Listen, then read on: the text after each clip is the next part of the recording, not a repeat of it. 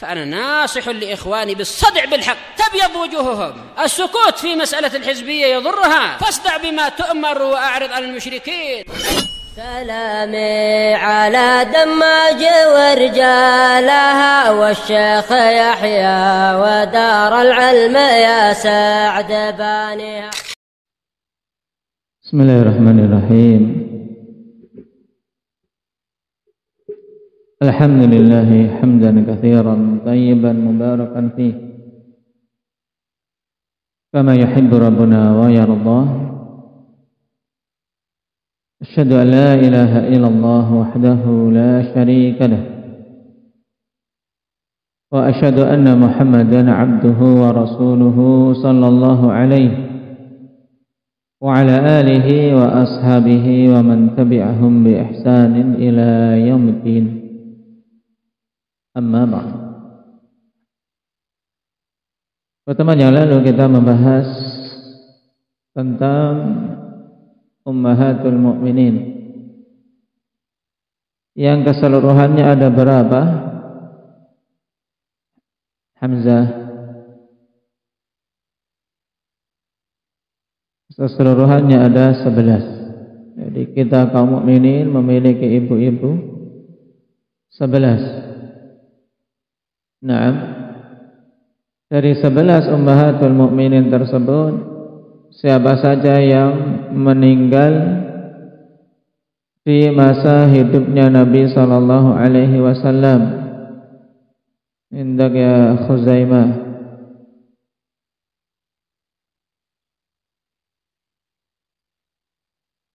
Zainab bintu Khuzaimah. Baik. Kemudian yang satunya lagi, nah, yang meninggal di masa hidup Nabi sallallahu alaihi wasallam. Satunya lebih masyhur, siapa itu? Abdurrahman Aceh. Khadijah bintu Khuwailid. Nah, kemudian 9 istri Nabi sallallahu alaihi wasallam yang masih hidup ketika Nabi sallallahu alaihi wasallam wafat. Indak ya Abdullah kum anta. Siapa saja mereka had?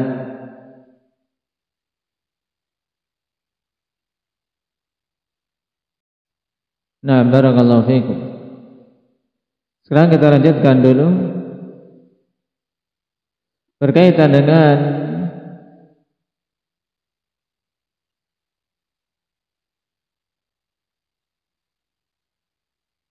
salah satu ummahatul mukminin yang hijrah ke Habasyah,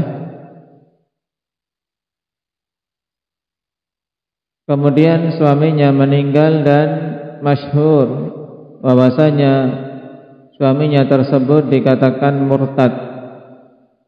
Nah, kembali ke atau dia bahkan memeluk agama Nasara. Nah, siapa ummahatul mukminin tersebut yang dinikahi Nabi sallallahu alaihi wasallam ketika masih di Habasyah? Indak ya Ali.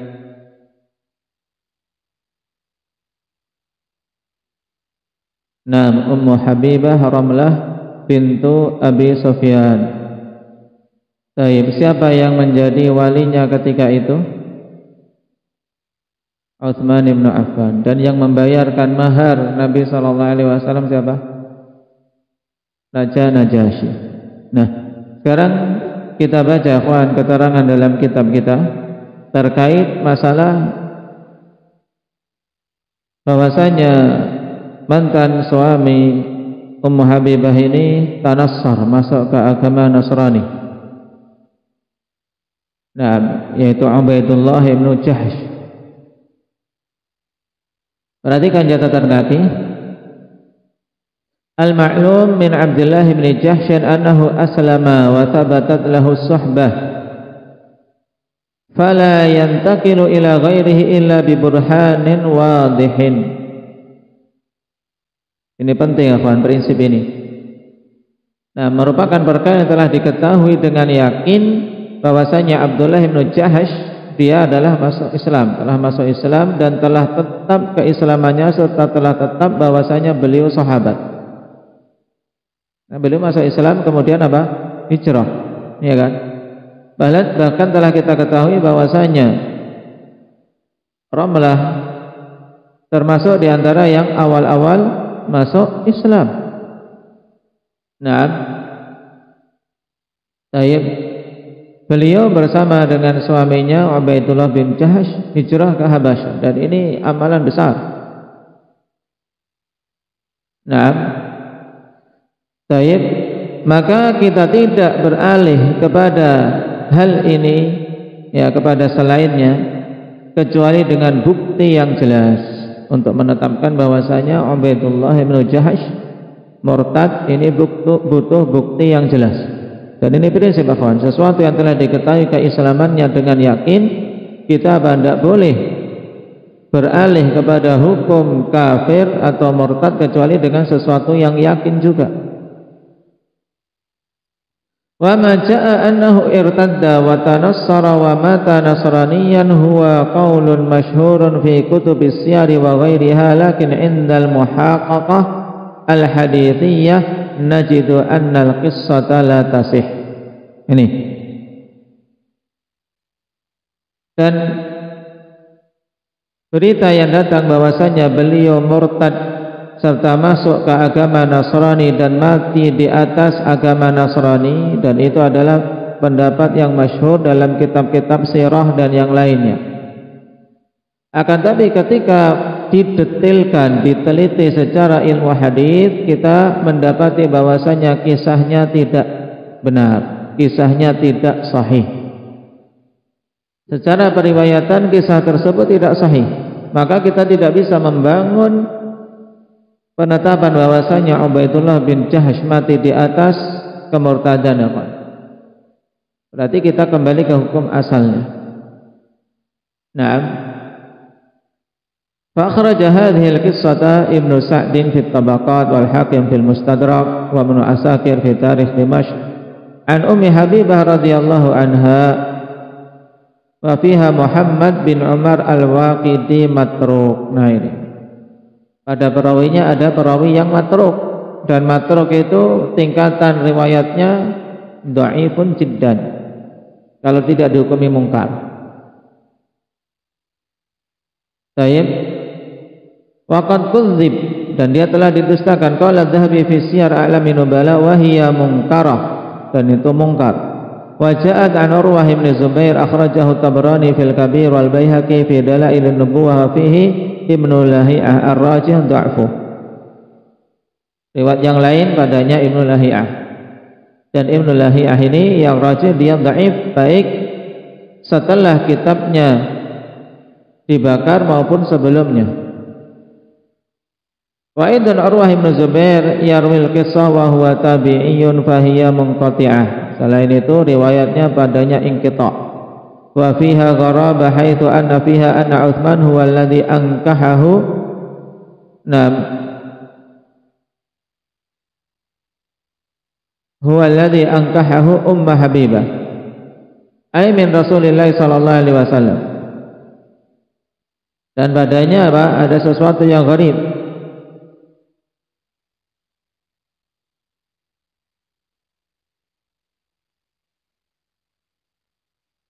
Nah, qala Ibnu Katsir fi sirah wa amma qaulu Urwah anna Utsman zawwajaha minhu fa gharibun li anna Utsman kana qad raja'a ila Makkah qabla dhalika thumma hajara ila al-Madinah wa sahibathu zawjatuhu Ruqayyah. Baik. Dan ini juga apa? Di antara yang gharib bahwasanya Utsman yang menikahkan dengan Nabi sallallahu alaihi wasallam. Dari sisi riwayat walaupun masyhur, ternyata apa? Ini riwayat gharib. Nah, kata Ibnu Katsir. Ibnu Katsir mengatakan, adapun perkataan Urwah bahwasanya Utsman yang menikahkan Ummah Habibah dengan Nabi sallallahu alaihi wasallam ini gharib.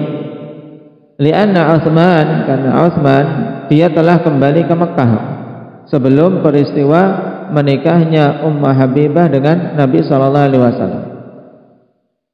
Tsumma hajara ila al-Madinah, kemudian beliau hijrah ke Madinah, wa sahibathu zaujatuhu Ruqayyah, dan menemani beliau istri beliau yaitu Ruqayyah. Wa ja'a mursal min marasil az-Zuhri akhrajahu al-Hakim fil Mustadrak wal Baihaqi fil Kubra wa fi Dalail an-Nubuwah wa Ibnu Asakir wa huwa dha'ifun mursalun min marasil az-Zuhri wa hiya min ad'afil marasil. Karena mursal Zuhri mursal yang paling lemah. Baik.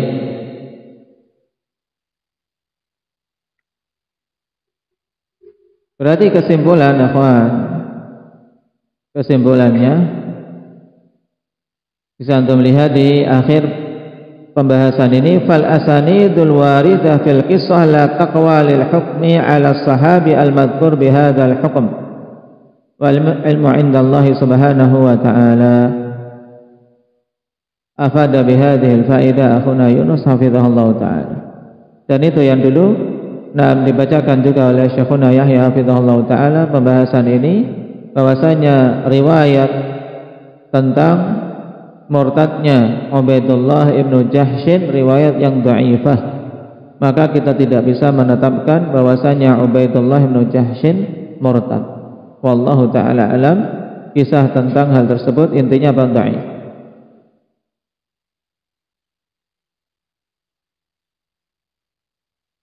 Nah, ini tambahan faedah tentang apa? Ubaidullah ibnu Jahshin, sehingga antum camkan dalam hal tersebut. Perkataan tsumma tanassara ini tidak dibangun di atas riwayat yang sahih walaupun masyhur dalam kitab sirah.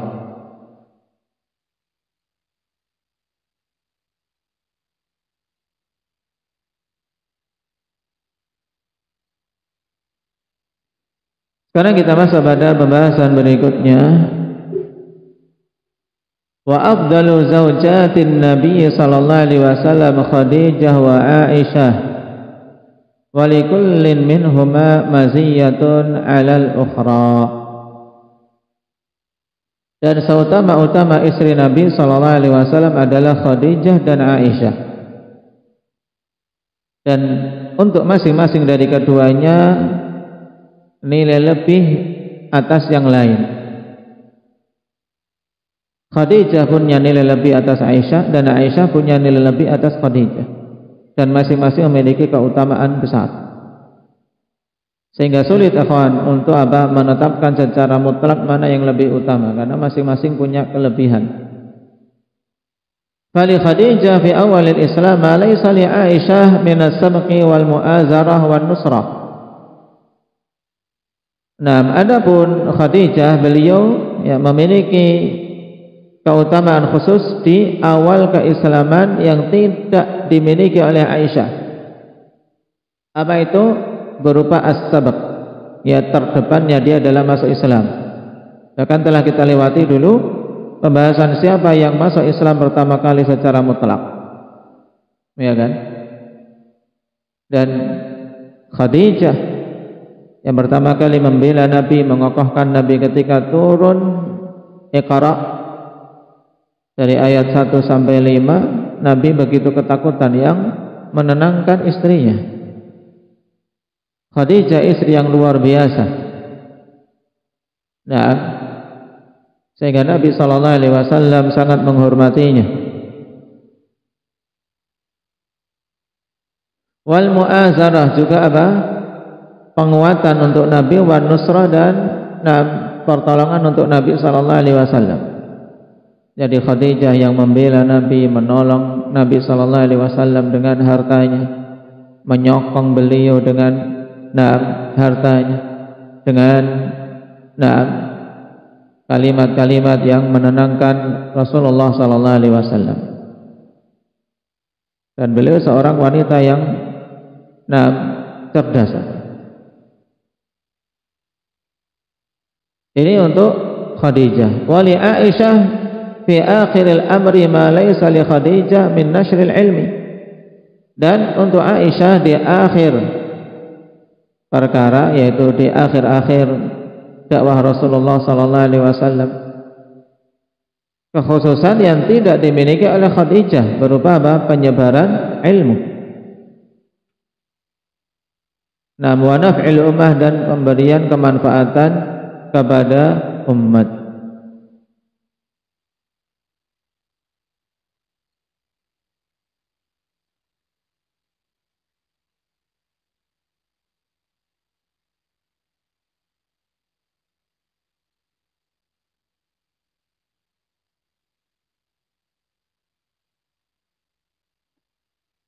Antum perhatikan catatan kaki.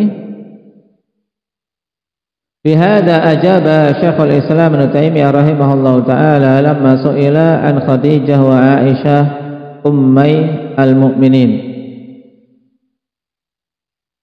Dengan perincian ini Syekhul Islam rahimahullahu taala menjawab tatkala ditanya tentang Khadijah dan Aisyah, dua ummul mukminin.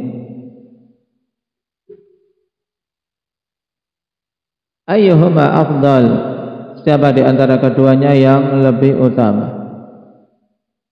Kama fi Majmu'il Fatawa, wa huwa tarjihul Hafidz Ibnu Katsir fil Bidayah wa Nihayah, dan ini juga tarjih dari Al-Hafidz Ibnu Katsir rahimahullahu taala dalam Al-Bidayah wa Nihayah.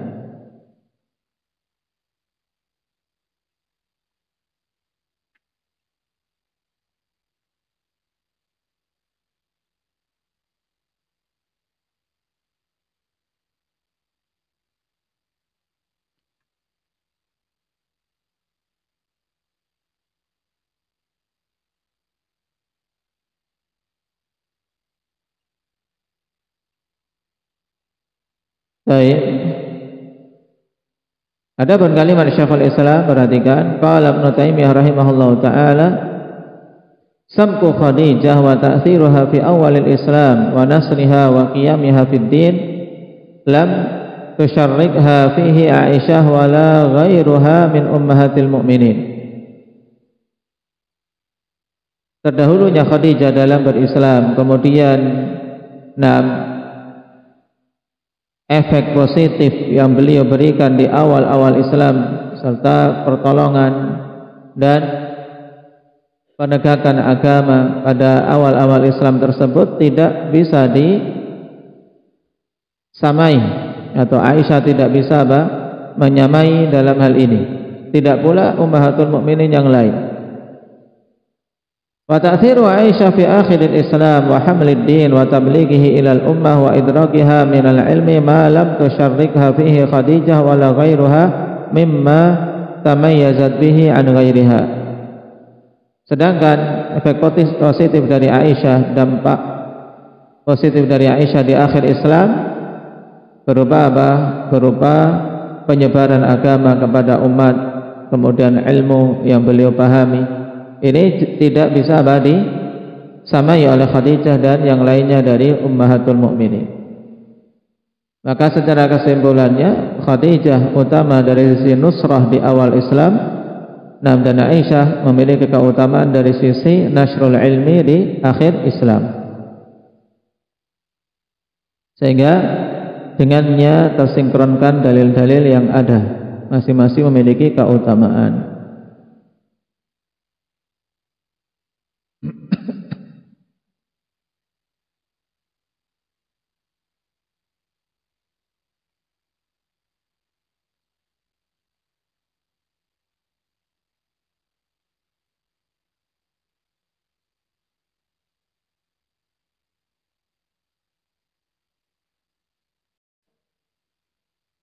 Terkait Maryam dan Asiyah imra'atu Fir'aun, lebih utama mana dengan Khadijah dan Aisyah maupun Fatimah? Dalam Al-Fatawa Kubra,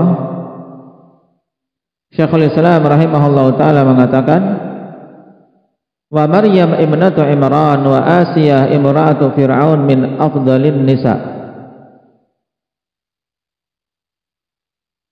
Nah, Maryam putri Imran Ibu siapa ini Maryam?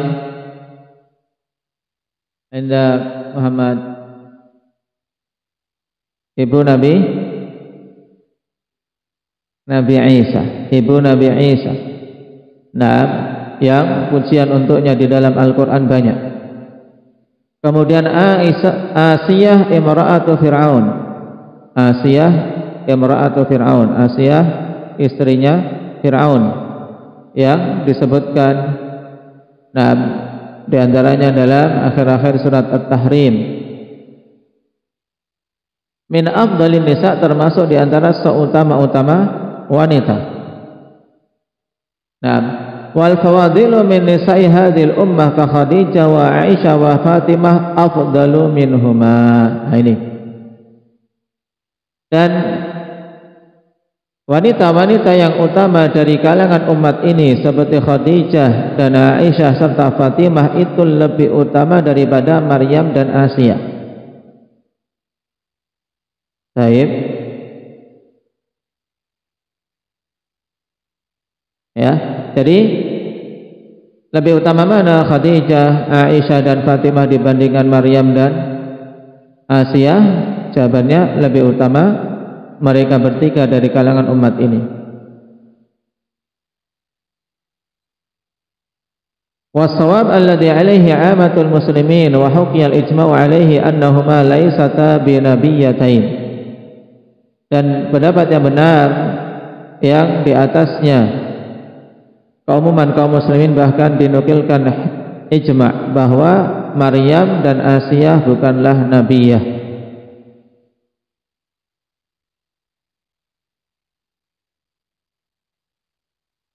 Baik. Terus mengenai Maryam dan Asia di surga, di akhirat, siapa suami mereka? Wa amma azwajuhuma fil akhirah faqad ruwiya fi Maryam annaha zaujatu Rasulillah sallallahu alaihi wasallam. Adapun tentang suami mereka berdua di akhirat, yaitu suaminya Maryam dan suaminya Asia, siapa di akhirat? Nah, adapun di dunia Maryam tidak memiliki suami, sedangkan Asia suaminya di dunia siapa? Fir'aun. Tapi Allah jaga kehormatannya dari Fir'aun.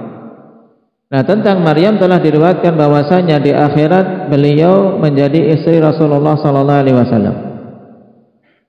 Tapi kata Syekhul Islam qala Abu Abbas wala a'lamu sihhata dzalik wala a'lamu ma yaqta'u bih.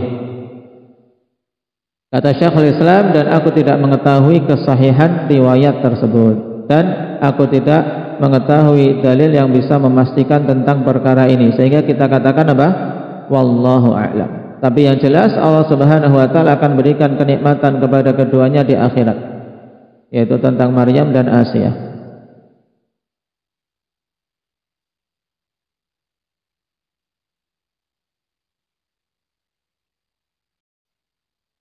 Kemudian kita masuk pada pembahasan terakhir yang dipaparkan oleh Syekh Ibnu Utsaimin di pembahasan Ummahatul Mukminin, yaitu tentang hukum qadhfu ummahatil mukminin.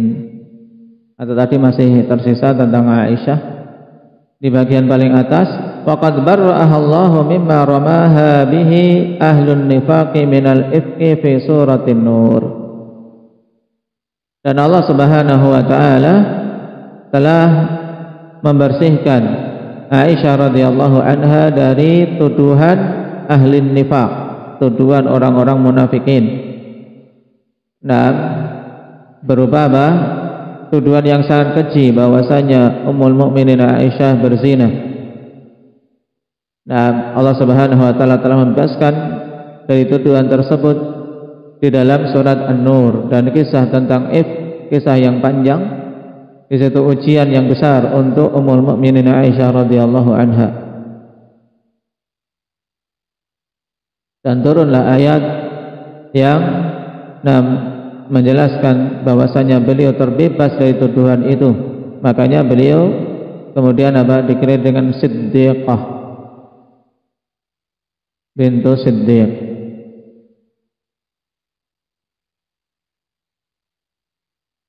Qala qadfu ummahatil mu'minin, hukum menuduh ummahatul mu'minin dengan zina. Qala qadfu Aisyah bima bara'aha Allah minhu kufrun li'annahu takdzibun lil Qur'ani. Nah, di sini ada perincian, ikhwan. Kalau yang dituduh adalah Aisyah, yaitu menuduh Aisyah dengan perkara yang Allah Subhanahu wa taala telah membebaskannya, telah membersihkan beliau dari tuduhan tersebut, maka ini bentuk kekufuran. Kenapa? Karena kandungan tuduhan ini berarti apa? Mendustakan Al-Qur'an, sebab Al-Qur'an telah apa? Telah menyatakan bahwasanya Aisyah bersih dari tuduhan. Qala Syekhul Islam Ibnu Taimiyah rahimahullahu taala fi Sharimil Maslul, faqala al-qadhi Abu Ya'la man qadhafa Aisyah bima barra'aha Allah minhu kafar bila khilaf. Kata al-qadhi Abu Ya'la, siapa saja menuduh Aisyah dengan tuduhan yang Allah telah membersihkan beliau darinya, maka dia kafir tanpa ada khilaf. Waqad hakal ijma' ala hadha ghairu wahidin wa sarraha ghairu wahidin minal a'immati bihadzal hukmi. Telah menukilkan ijma' dalam masalah ini tidak hanya satu orang dari kalangan ulama, dan telah menegaskan lebih dari satu orang dari kalangan para a'immah hukum kafirnya ini. Tsumma naqala dzalika an ba'dihim, kemudian beliau menukilkan dari sebagian para a'immah tersebut. Makanya dari sini kita ketahui kafirnya Rafidhah. Nah, karena di antara keyakinan Rafidhah yang menuduh Ummul Mukminin Aisyah sebagai pezina. Bahkan akhwan, di acara-acara mereka ketika 10 Muharram, di antara hal yang menunjukkan betapa jauhnya mereka dari ajaran Islam yaitu apa? Nah, mereka datangkan anjing, kemudian anjing digalikan lubang, kemudian apa, ditanam di situ anjing, tinggal kepalanya. Kepala kelihatan, baru dilempari, dirajam. Mereka gambarkan apa? Anjing itu Aisyah, mereka merajami Aisyah. Ini agama Rafidhah. Nah, maka sampai dinukilkan ijma' tentang kafirnya Rafidhah. Karena Rafidhah sudah agama tersendiri, bukan bagian dari Islam. Makanya siapa saja yang beragama dengan agama Rafidhah, baik awamnya, itu dihukumi kafir. Sebagaimana seseorang beragama Nasrani, KTP-nya Nasrani, kita tidak syak dia kafir. Nah, tapi walaupun dia bukan dai-nya, bukan apa, bukan pastornya, karena apa, dia memeluk agama selain Islam. Demikian pula mudahnya tentang seorang yang beragama Rafidhah. Kalau dia memang beragama Rafidhah, maka dia bukan dari Islam. Hal ini sebagaimana ditegaskan oleh sebagian penulis dulu ketika terjadi khilaf tentang masalah Rafidhah ini, dan inilah yang hak. Bahwasanya Rafidhah sudah agama tersendiri, syariatnya tersendiri, jauh dari syariat Islam, walaupun mereka menisbahkan diri kepada Islam. Makanya para imam menekankan Rafidhah tidak masuk dalam 72 golongan yang menyimpang. Karena apa? Sudah keluar dari Islam. Sebab 72 golongan yang menyimpang dari golongan-golongan yang tersesat, mereka itu masih dalam lingkup Islam. Nah, sebagaimana ditegaskan oleh Syekhul Islam Ibnu Taimiyah. Adapun yang sudah keluar dari Islam tidak masuk, ikhwan, dalam 72 golongan tadi. Nah, dan di sini kita ketahui di antara kekufuran mereka ini, belum lagi kekufuran yang lain. Meyakini Jibril salah dalam menyampaikan wahyu, harusnya disampaikan ke Ali tapi kok diberikan kepada Muhammad. Ini juga kufur sharih. Ini terkait satu poin saja menuduh Aisyah dengan perzinaan, ini sudah apa? Dihukumi kafir. Kenapa? Karena mendustakan Al-Quran.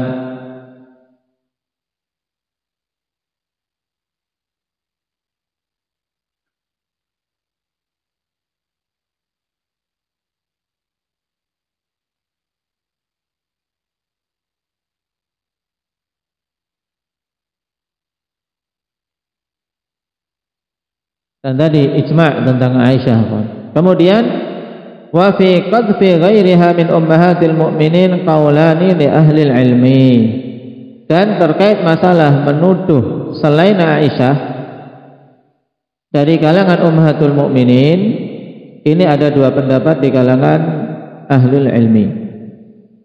Asahuhuma annahu kufrun, dan pendapat yang paling sahih dari dua pendapat tersebut bahwasanya hukumnya sama, yaitu apa? Kafir. Paham? Kenapa dirinci seperti ini walaupun sebenarnya hasil akhirnya sama? Untuk kita tahu, akhwan, perkara yang ijma' dan perkara yang khilaf ini penting bagi penuntut ilmu.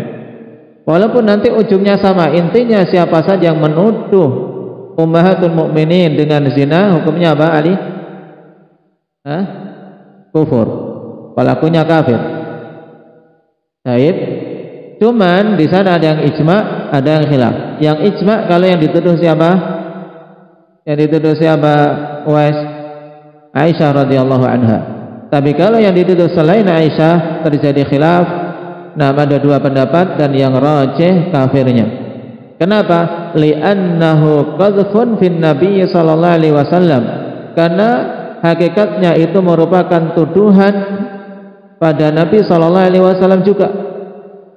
Fa innal khabithatu lil khabithin, karena sungguhnya wanita-wanita yang buruk, wanita-wanita yang khianat, nah terkait kehormatannya itu untuk laki-laki yang buruk juga. Berarti di situ terkandung bahwasanya Nabi seorang yang buruk juga.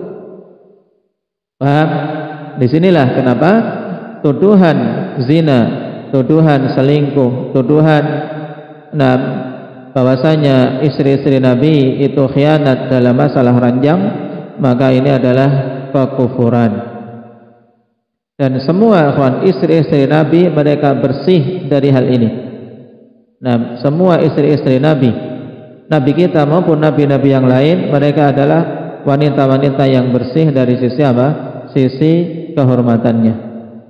Makanya terkait masalah imra'atu Nuh dan imra'atu Lut, istri Nabi Nuh dan istri Nabi Lut, yang Allah Subhanahu wa taala sebutkan di akhir-akhir surat At-Tahrim. Nah, fakhanatahuma, di mana disifati keduanya adalah apa? Berkhianat. Maksudnya khianat terkait masalah agama, bukan masalah apa? Bukan masalah kehormatan, bukan masalah ranjang. Baik. Kenapa? Karena tidak ada satu istri Nabi pun yang apa? Berbuat selingkuh. Ini untuk apa? Menjaga kehormatan para anbiya wa rasul. Nah, di mana mereka adalah orang-orang dan laki-laki yang baik, yang terjaga kehormatannya. Dan tarjih ini, akhwan, juga apa? Merupakan tarjih dari Al-Hafidz Ibnu Katsir rahimahullahu taala, sebagaimana dalam Al-Bidayah wa Nihayah beliau katakan, wa fi man qadhafa siwaha min ummahatil mu'minin qaulan was sahih annahu yakfur aidha li'annahunna azwaju Rasulillah sallallahu alaihi wasallam wa radiya anhun. Nah, dan terkait tuduhan kepada selain Aisyah dari kalangan ummahatul mu'minin ada dua pendapat, dan yang sahih kafir juga, pelakunya kafir. Kenapa? Karena mereka adalah istri Nabi sallallahu alaihi wasallam dan Nabi ridha terhadap mereka.